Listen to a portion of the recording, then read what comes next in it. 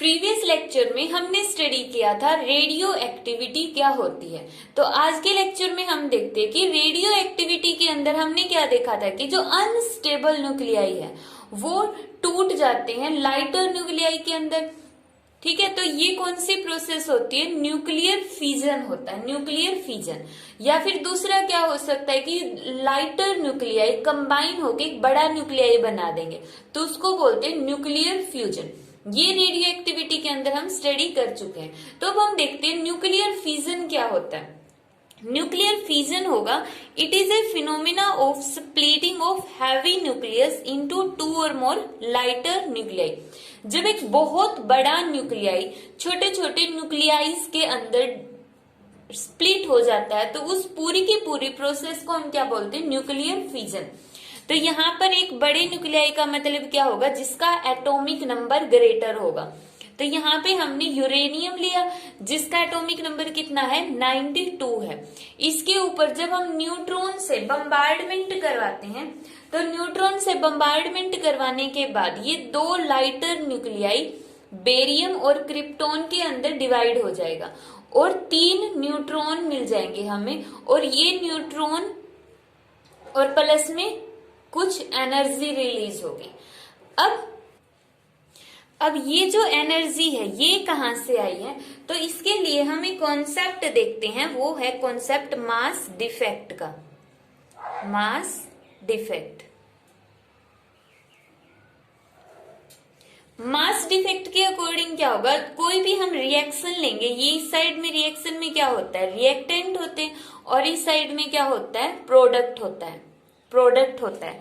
तो इसके अंदर रिएक्टेंट के अंदर जितने भी न्यूक्लियाई हमने लिए उसका जो हम मास कंसीडर करेंगे, मान लेते हैं कि जो वो मास है वो कितना होगा। जैसे रिएक्टेंट हमने कोई भी 2 या 3 रिएक्टेंट ले लिए, तो उनका मास अगर फॉर एग्जाम्पल कंसीडर कर रही है, एक्चुअल मास नहीं, हमने फॉर एग्जाम्पल माना।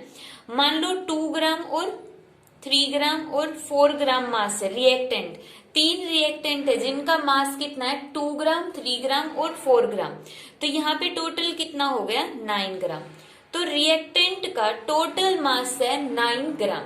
तो इन रिएक्टेंट के रिएक्शन करने के बाद जो प्रोडक्ट बनेगा, उस प्रोडक्ट का मास 9 ग्राम से कम होगा। मे बी वो 8 ग्राम हो, तो कम हो गया। तो इसका मतलब जो ये एक्स्ट्रा का मास था 1 ग्राम, वो कहां पर चला गया? वो मास डिफेक्ट के अंदर चला गया है। मास डिफेक्ट मतलब कि ये जो रिएक्टेंट का मास था वो ज्यादा था प्रोडक्ट के मास के कंपैरिजन में। ठीक है, तो यहाँ पे 1 ग्राम का क्या आ गया? Mass defect. मास डिफेक्ट को हम रिप्रेजेंट करते हैं डेल्टा एम से। अब आइंस्टीन की मास एनर्जी रिलेशन के अकॉर्डिंग क्या होता है? E is equal to delta M C square. Delta M की वैल्यू इन्होंने दी हुई है 1 ग्राम, और C की वैल्यू हम पुट कर देंगे। C की वैल्यू हमें पता है 3 × 10⁸ और उसका स्केयर। तो इस तरह से यहाँ पर रिलीज्ड अमाउंट ऑफ एनर्जी आ जाती है ये। तो यहाँ पे मास का मतलब ये नहीं है कि ये इसका एटॉमिक मास है, वो तो एटॉमिक मास तो क्या रहेगा? सेम रहेगा। जितना रिएक्टेंट का होता है उतना ही प्रोडक्ट का रहेगा। जैसे यहाँ पर कितना है? 235 + 1 236, और यहाँ पर 141 + 92 और +3, तो यहाँ पे भी टोटल कितना आ गया? 236। यहाँ पर मास हम इस तरह से ले रहे कि यूरेनियम हमने कितने ग्राम का लिया है, कितने ग्राम हमने यूरेनियम कंसीडर किया है। तो इस तरह से यहाँ पर जो हमने मास लिया है रिएक्टेंट का वो ज्यादा होगा प्रोडक्ट के कंपैरिजन में, और जो ये प्रोडक्ट का मास कम आया है वो कहाँ पर चला गया? इसकी एनर्जी की फॉर्म में, और इस एनर्जी को हम बोलते हैं बाइंडिंग एनर्जी। यहाँ पे ये क्यू को हम ये इसी फॉर्मूले से निकालते हैं, E is equal to delta M C square. Delta M is mass defect. अब इस रिएक्शन के अंदर जो ये रिएक्शन हमें दी गई, तो इस रिएक्शन में मास डिफेक्ट आया 0.2153 एटॉमिक मास यूनिट। तो यहाँ पे बाइंडिंग एनर्जी कितनी आएगी? Delta M C square. अब AMU वाले लेक्चर के अंदर हमने स्टडी किया था कि जब मास डिफेक्ट AMU के अंदर दिया हो, जब मास डिफेक्ट की वैल्यू AMU में दी हो तो उसको डायरेक्ट 931 मेगा इलेक्ट्रॉन वोल्ट से मल्टीप्लाई कर दो तो हमारे पास आंसर आ जाएगा मेगा इलेक्ट्रॉन वोल्ट एनर्जी का। अब यहाँ पे C की वैल्यू पुट क्यों नहीं की, अब इसके लिए AMU वाला पूरा लेक्चर अच्छे से समझ लो, अपने आप ही पता चल जाएगा। तो यहाँ पे एनर्जी आ गई 200 मेगा इलेक्ट्रॉन वोल्ट। तो यहाँ पर जो एनर्जी रिलीज हो रही है उसकी वैल्यू है 200 मेगा इलेक्ट्रॉन वोल्ट। तो यहाँ पर जो ये एनर्जी रिलीज हुई है इसी को हम बोलते हैं कि न्यूक्लियर फ्यूजन के अंदर huge amount of energy release हो रही है। अगर हम इस एनर्जी को किसी यूजफुल काम के लिए यूज कर पाए, जैसे किसी भी वर्क के लिए यूज कर पाए, मींस इस एनर्जी को हम यूजफुल बना पाए, तो इसका मतलब तो न्यूक्लियर फ्यूजन फिर तो बहुत अच्छा हो गया। बट अगर इस एनर्जी को हैंडल करना ना आए तो इसकी वजह से बहुत ज्यादा डेंजरस इफेक्ट भी हो सकते हैं, जैसे कि एटम बम के अंदर जो नागासाकी और हिरोशिमा पर हुआ था, तो उसके अंदर क्या हुआ था कि ये एनर्जी एक एक्सप्लोजन के लिए यूज की गई थी और जिसकी वजह से बहुत ज्यादा नुकसान हुआ था। तो यही होता है कि अगर इस एनर्जी को हम अच्छे से यूज करें, पॉजिटिव काम के अंदर यूज करें, तो न्यूक्लियर फ्यूजन बहुत अच्छा, बहुत ज्यादा फायदेमंद है। बट अगर हम इस एनर्जी को किसी अच्छे काम की बजाय नेगेटिव पोर्शन के अंदर यूज करें तो इसकी वजह से बहुत ज्यादा नुकसान भी हो सकता है। अब ये जो एनर्जी रिलीज हो रही है, अगर हमें ये हैंडल करनी आ जाए तो उस हैंडल करने आने के बाद क्या होगा, हमारे पास इनफाइनाइट सोर्स ऑफ एनर्जी हो जाएगा। अब इनफाइनाइट सोर्स ऑफ एनर्जी कैसे होगा, तो उसके लिए हम पढ़ते न्यूक्लियर चेन रिएक्शन। अब न्यूक्लियर चेन रिएक्शन के अंदर हमने यही वाली रिएक्शन कंसीडर कर ली है। तो इसके अंदर यहाँ पर ये हमने न्यूट्रॉन ले लिया, ये इस न्यूट्रॉन से क्या किया, यूरेनियम के ऊपर, इस वाले यूरेनियम के एलिमेंट के ऊपर हमने बम्बार्डमेंट की। इसके पास कुछ न कुछ एनर्जी होगी।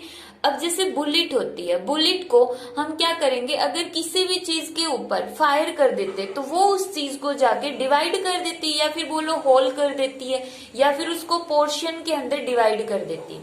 तो यहाँ पर भी न्यूट्रॉन के पास एनर्जी है। ये जो न्यूट्रॉन है इसको हम नाम देंगे प्रोजेक्टाइल। प्रोजेक्टाइल जरूरी नहीं यही नाम देना, बट यहाँ पे समझाने के लिए है कि ये प्रोजेक्टाइल की तरह किसी भी एलिमेंट के ऊपर, यूरेनियम एलिमेंट के ऊपर हमने इसकी बम्बार्डमेंट की, तो अब इस बम्बार्डमेंट के बाद क्या बनता है, बेरियम और क्रिप्टोन। इस साइड ये बेरियम हो गया, जरूरी नहीं इस साइड क्रिप्टोन भी हो सकता है, मींस एक बेरियम बन जाता है और एक क्रिप्टोन बन जाते हैं। उसके बाद 3 न्यूट्रॉन मिल गए, 3 ये हमारे पास न्यूट्रॉन मिल गए, और प्लस में बहुत ज्यादा 200 मेगा इलेक्ट्रॉन वोल्ट, इतनी हाई एनर्जी भी मिल गई। उसके बाद फिर से ये जो 3 न्यूट्रॉन है इनका यूज हम कहाँ पर करेंगे, एक न्यूट्रॉन एक यूरेनियम न्यूक्लियाई को फ्यूजन करके, मतलब उसको डिकम्पोज करके 200 मेगा इलेक्ट्रॉन वोल्ट एनर्जी निकालता है। अब यहाँ पर कितने न्यूट्रॉन है, 3 न्यूट्रॉन।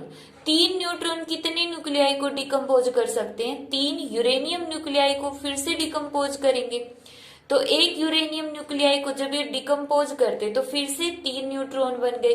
फिर से देखो 3 न्यूट्रॉन बनने के बाद अब 200 मेगा इलेक्ट्रॉन वोल्ट एनर्जी यहाँ से, 200 यहाँ से और 200 यहाँ से, 600 मेगा इलेक्ट्रॉन वोल्ट एनर्जी बन गई। फिर दोबारा से इनमें से हर एक न्यूट्रॉन फिर दोबारा से यूरेनियम न्यूक्लियाई को बार बार बम्बार्डमेंट करेगा। यहाँ पे बेरियम है और क्रिप्टोन भी बनते रहेंगे, बट उनको दिखाना जरूरी नहीं है, वो यहाँ से रिएक्शन से क्लियर हो जाते हैं। तो इसका मतलब हर बार क्या हो रहा है, एक न्यूट्रॉन के बाद 3 न्यूट्रॉन बन गए, फिर उसके बाद कितने न्यूट्रॉन बन गए, 9 न्यूट्रॉन बन गए, और उसके बाद फिर से कितने बनेंगे, फिर से यहाँ पे 27 न्यूट्रॉन बन गए। तो इस तरह से ये क्या बना लेते हैं, एक चेन बना लेते हैं। अगर हमें इस रिएक्शन को कंट्रोल करना आ जाए, कंट्रोल करके, और जो यहाँ से हर बार एक बार जब फिजन, एक यूरेनियम न्यूक्लियाई जब डिकम्पोज होता है तो 200 mega electron volt energy release हो रही है। मतलब हम ये बोल रहे हैं कि एक न्यूट्रॉन है वो 200 मेगा इलेक्ट्रॉन वोल्ट एनर्जी निकालने में मदद करता है। तो यहाँ से 200 निकल गया, फिर यहाँ से 200, यहाँ से 200, यहाँ से 200, तो 200 200 200 इस तरह से करके यहाँ पर देखो कितनी एनर्जी रिलीज हो गई। इस प्रोसेस में बहुत ज्यादा हाई अमाउंट में एनर्जी रिलीज हो गई। तो इस तरह से अगर हमारे पास ऐसा कोई सोर्स है जिसकी हेल्प से हम इस एनर्जी को किसी यूजफुल पर्पज में यूज कर सकते, तो ये जो न्यूक्लियर चेन रिएक्शन है बहुत ज्यादा फायदेमंद है। और अगर हमें इसको कंट्रोल करना ना आए तो ये ऐसे ही चलती रहेगी और इसकी वजह से बहुत ज्यादा डाइजेस्टिव इफेक्ट होंगे, जैसे कि हिरोशिमा और नागासाकी के अंदर हुआ। और यही बेसिक प्रिंसिपल होता है किसका, एटम बम का। एटम बम का भी बेसिक प्रिंसिपल क्या होता है, न्यूक्लियर चेन रिएक्शन होती है। अब इस रिएक्शन को सस्टेन करने के लिए मतलब कि सेल्फ प्रोपेगेट करने के लिए कि ये रिएक्शन अपने आप कंटिन्यू होती रहे, कभी भी ये रिएक्शन स्टॉप ना हो। ऐसा ना हो कि ये रिएक्शन यहीं पे स्टॉप हो गई, आगे डिवाइड ही ना हो, किसी का फ्यूजन ही ना करे, तो उसको हम बोलेंगे कि सेल्फ प्रोपेगेटिंग, अपने आप ये रिएक्शन आगे की तरफ कंटिन्यू हो रही है। तो self propagating nuclear chain reaction. Self propagating बनाने के लिए हमें कुछ पॉइंट्स ध्यान में रखने पड़ेंगे। तो इसमें सबसे फर्स्ट पॉइंट है leakage of neutron from the system. अब इस सिस्टम के अंदर से ये जो न्यूट्रॉन है वो लीक होकर बाहर के एनवायरनमेंट में भी जा सकते हैं। अब जब ये न्यूट्रॉन बाहर चले जाएंगे तो इसका मतलब यूरेनियम के साथ तो इनका फ्यूजन होगा ही नहीं, ये आगे यूरेनियम को तो डिवाइड या डिकम्पोज करेंगे ही नहीं। तो उस टाइम पे क्या होगा, न्यूट्रॉन है वो लीक हो गए, मतलब कि वेस्ट हो गए। तो इसका मतलब वो रिएक्शन अगर ऐसे ही लीक होते रहे तो ये रिएक्शन आगे जाके रुक जाएगी। तो इसके लिए हमें क्या करना पड़ेगा, इसकी न्यूट्रॉन की लीकेज को रोकने के लिए हम एक अपरेटस यूज करेंगे और उस अपरेटस के अंदर इस चेन रिएक्शन को करवाएंगे। और उस अपरेटस का जो मटेरियल होगा वो इस तरह का होगा कि वो न्यूट्रॉन के लीकेज को कम करेगा। अब ये जो अपरेटस है ये क्या होता है, कैसा होता है, इसे नेक्स्ट टॉपिक में आएगा। सेकेंड है absorption of neutron by the impurities. May be यहाँ पर जब ये रिएक्शन प्रोसीड करवाएं तो मे बी यहाँ पर कुछ ऐसी इम्प्यूरिटीज हो, यहाँ पर कोई इम्प्यूरिटीज हो जो इस न्यूट्रॉन को एब्जॉर्ब कर लेगी। और उसने अगर एब्जॉर्ब कर लिया तो इसका मतलब न्यूट्रॉन, ये वाला न्यूट्रॉन तो यहीं पे खत्म हो गया। अब इसकी वजह से हमारे पास 200 मेगा इलेक्ट्रॉन वोल्ट एनर्जी थी, मिल रही थी, अब वो खत्म हो गई, वो हमें मिलेगी नहीं।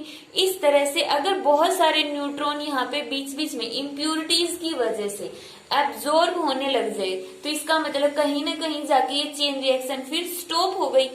तो उसका मतलब ये हो गया कि वो जो रिएक्शन है वो सेल्फ प्रोपेगेटिंग नहीं है। तो इसके लिए हमें चाहिए कि जो भी जब भी रिएक्शन करे वहां पे इम्प्यूरिटीज ना हो।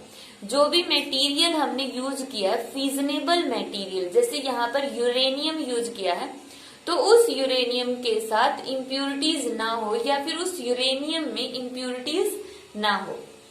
तो सेकेंड पॉइंट है absorption of neutron by the impurities. तो इसके बचाने के लिए हमें इम्प्यूरिटीज फ्री मटेरियल का यूज करना चाहिए। थर्ड पॉइंट है absorption of neutron by uranium 238।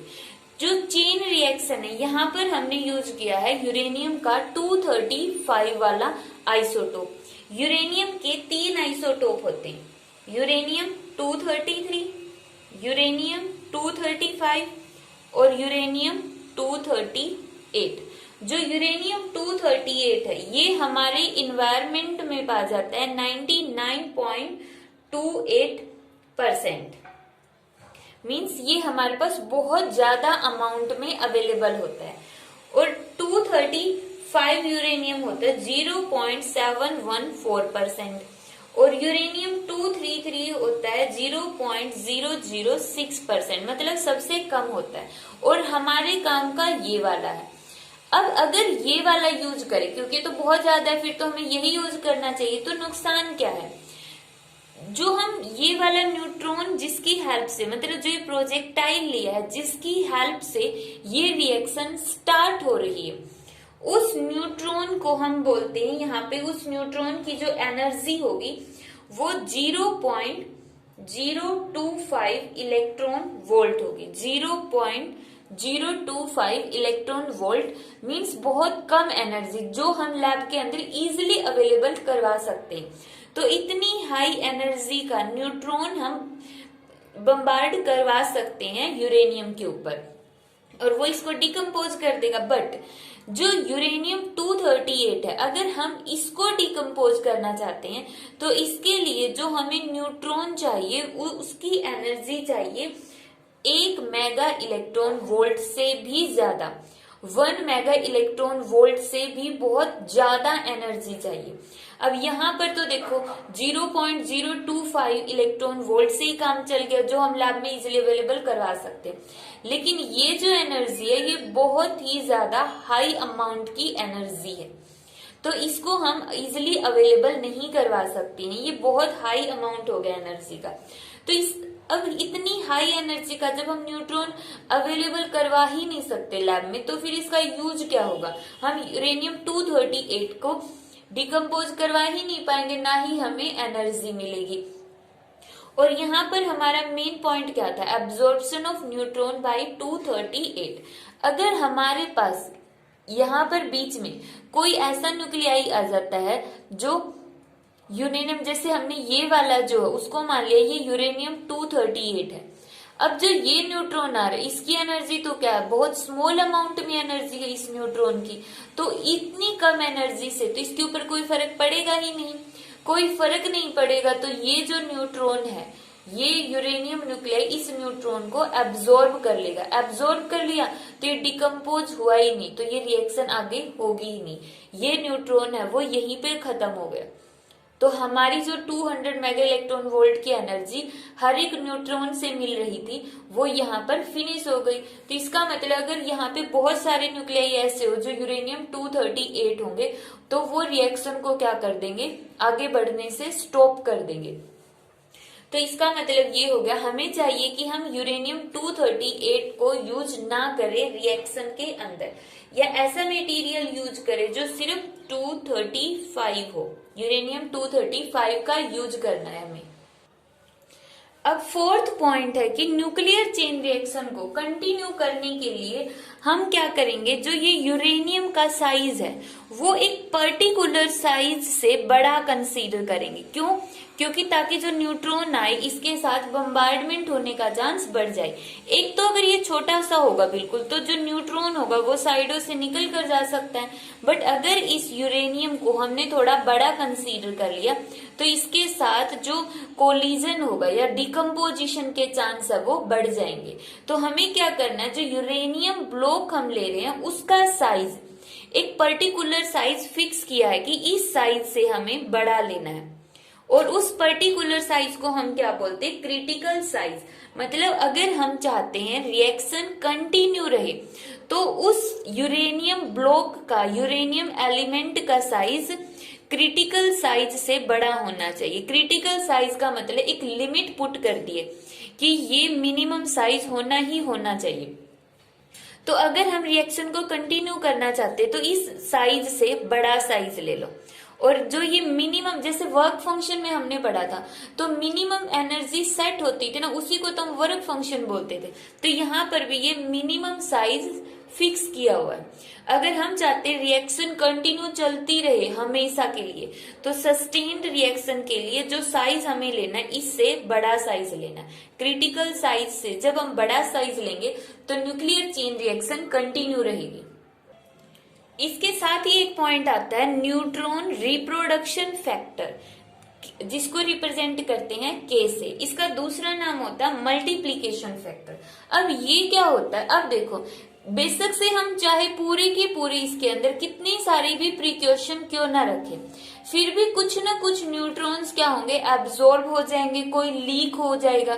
तो इसकी वजह से क्या हो रहा है, कुछ ना कुछ न्यूट्रॉन का लॉस तो हो रहा है एब्जॉर्प्शन की वजह से और लीकेज की वजह से न्यूट्रॉन बार बार लॉस हो रहे हैं। तो अब हमें माइंड में ये पॉइंट रखना है कि जो न्यूट्रॉन बन रहे हैं, अब जैसे इस प्रोसेस में यहाँ पर कितने न्यूट्रॉन बन रहे हैं, 9 न्यूट्रॉन बन रहे। इस पोर्शन में, इस वाले स्टेप पर 9 न्यूट्रॉन्स की फॉर्मेशन हो रही है।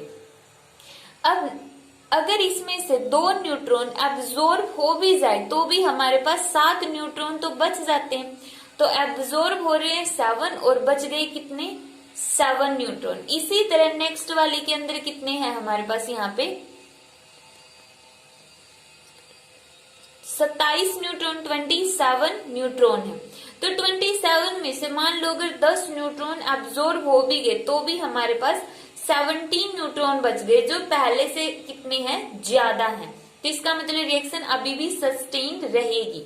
तो यही रिप्रोडक्शन फैक्टर होता है कि जब rate of production of neutron divide by rate of loss of neutron, reproduction factor किसके इक्वल होगा, rate of production of neutron divide by rate of loss of neutron.